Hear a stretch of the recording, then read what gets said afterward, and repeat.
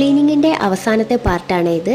ആദ്യം തന്നെ ഞാൻ ഈ ഭക്ഷണത്തിൻ്റെ പാത്രങ്ങളും അവിടെയുള്ള ബാക്കി കുപ്പിയും കാര്യങ്ങളൊക്കെ എടുത്ത് മാറ്റുക കേട്ടോ, തട്ടലും തുടക്കലൊക്കെ തുടങ്ങുന്നതിൻ്റെ മുമ്പേ.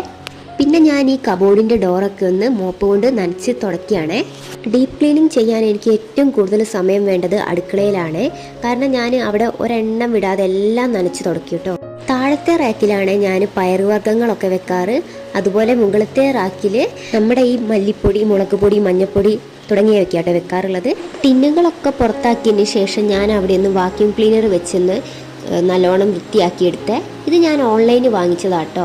ഇങ്ങനെ ഡീപ്പ് ക്ലീൻ ചെയ്യുന്ന സമയത്തൊക്കെ എനിക്ക് നല്ല ഉപകാരമാണ്. പിന്നെ ഞാൻ വേഗം ആ കുപ്പിയും പാത്രങ്ങളൊക്കെ തുടച്ച് റാക്കിൽ തന്നെ അതുപോലെ തന്നെ എടുത്തു വെച്ചേ. ഇപ്പോഴീ മഴ പെയ്യുന്ന സമയമായതുകൊണ്ടാട്ടോ ഞാൻ പാത്രങ്ങളൊക്കെ ഒന്ന് നനച്ച് തുടക്കുക മാത്രം ചെയ്യുന്നത്. അല്ലെങ്കിൽ ഞാൻ എല്ലാ പാത്രങ്ങളും കഴുകി വെയിലത്ത് വെച്ച് ഉണക്കാറാ ചെയ്യാറ്. ഇപ്പോഴും പുറത്ത് ചെറുതായി മഴ പെയ്തുകൊണ്ടിരിക്കുന്നുണ്ട്. എനിക്ക് ജനലിൻ്റെ കമ്പീൻ്റെ മുകളിലാട്ടോ വേഗം പൊടി പിടിക്കുക. അത് കറുപ്പ് പെയിൻറ്റും കൂടി ആയതുകൊണ്ട് പെട്ടെന്ന് പൊടി പിടിച്ചാൽ അറിയും ചെയ്യും. ഇപ്പം ഞാൻ ഫ്രിഡ്ജിൻ്റെ പുറംഭാഗം മാത്രമാണ് തുടയ്ക്കുന്നത്. ഉള്ളിലുള്ളതൊക്കെ പിന്നെ കഴുകേണ്ടതുകൊണ്ട് ഞാൻ നാളെ ആട്ടോ ചെയ്യുന്നത്. അടുത്തത് ഞാൻ ക്ലീൻ ചെയ്യാൻ പോകുന്നത് ഞങ്ങളുടെ ഗ്യാസ് വെക്കുന്ന ഏരിയയാണ്. ഇവിടെയാണ് ഞാൻ നമുക്ക് അത്യാവശ്യത്തിന് വേണ്ട സാധനങ്ങളൊക്കെ കുഞ്ഞു കുഞ്ഞു പാത്രങ്ങളിലാക്കി വെക്കുന്നത്. ഇവിടെ ഈ ഉറുമ്പിൻ്റെ പൊടിയായിരുന്നു കേട്ടോ കൂടുതലായിട്ടുണ്ടായിരുന്നത്. പിന്നെ ഞാൻ ആ പാത്രമൊക്കെ തുടച്ച് എല്ലാം അതുപോലെ തന്നെ ഷെൽഫിൽ എടുത്ത് വെച്ചേ.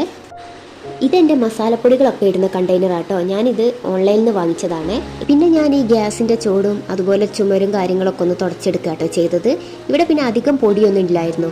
നമ്മളെന്നും പാചകമൊക്കെ കഴിഞ്ഞാൽ അവിടെ തുടച്ചിടുമല്ലോ. ഈ സമയമൊക്കെ ആയപ്പം തന്നെ നല്ലോണം വിശന്ന് തുടങ്ങിയേ.